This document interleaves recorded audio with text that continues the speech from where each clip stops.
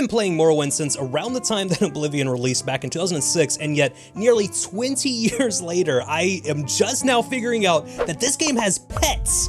What? See, this is why I love this series, because you could put hundreds or even thousands of hours into these games, and somehow many years later, you just end up stumbling upon things that you never knew even existed just because of how many little things that there are in these games. So a few days ago, while I was doing a little bit of research on UESP for another Morrowind video idea that I had, I found out that there is a merchant in Mournhold who will actually sell you 3 pets for pretty cheap. The pets that you can acquire are a scrib, a rat, and a pack rat.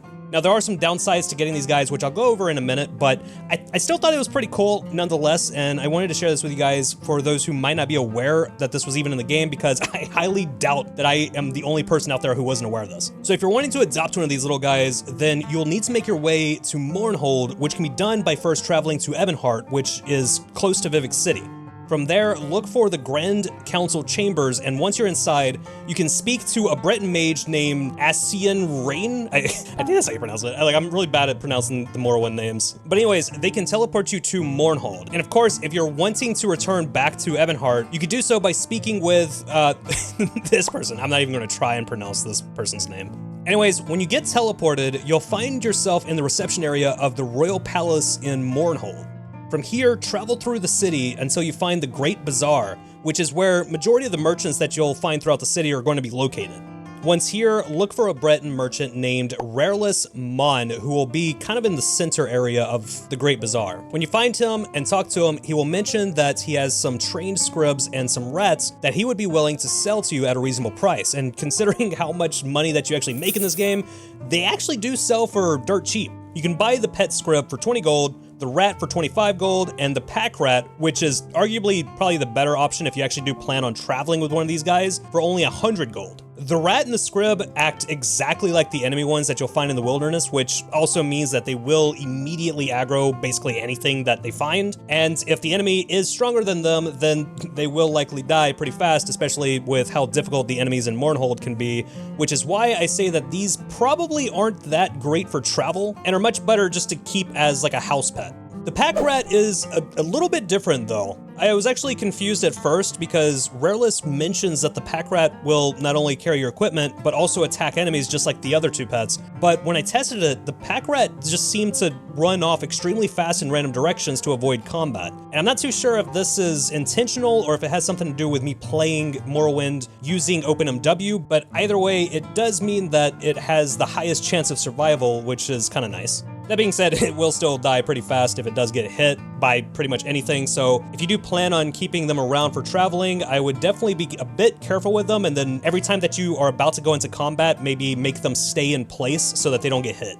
Outside of the fact that these guys do die pretty easily, there is another massive flaw to these pets, which does kind of suck. As far as I'm aware, they can't actually leave Mournhold and be taken back to Vvardenfell, as it seems that the transportation spells in the game, they won't work on followers from Mournhold. If you do have a place to call home in Mournhold, then this isn't going to be much of an issue, but if your main house is in Vvardenfell like mine is, then it can be a bit tricky unless you use mods. But according to UESP, apparently there is a transportation glitch that you can use to take the pets to Vvardenfell, but I haven't actually been able to find any information on this. Though alternatively, you could also just use console commands if you're on PC to relocate the pets to Vvardenfell. Also, you will only be able to purchase one of these little guys at a time, and only up to 6 of each of them before the merchant gets mad at you for, all the pets dying and will refuse to sell you any more of them. These limitations, along with the inability to actually bring the pets back to Vvardenfell, does kind of suck, but even having one at a home that you have in Mournhold is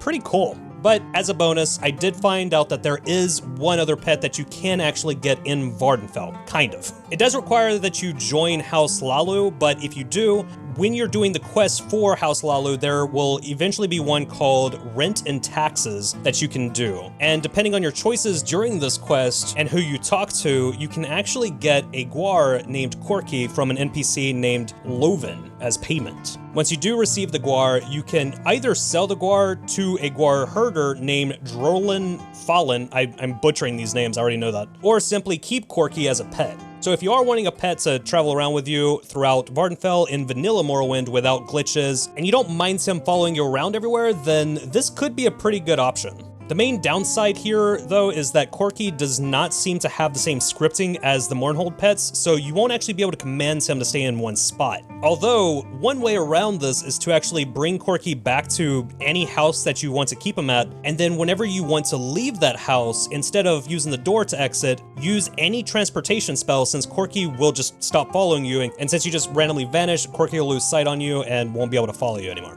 At least until you return. I know that this isn't exactly ideal, but sometimes you just kind of need a little bit of a workaround like this in a game that's, you know, over 20 years old if you don't want to use quality of life mods. I do kind of wish that there was a legit way to bring back the Mournhold pets to Vvardenfell.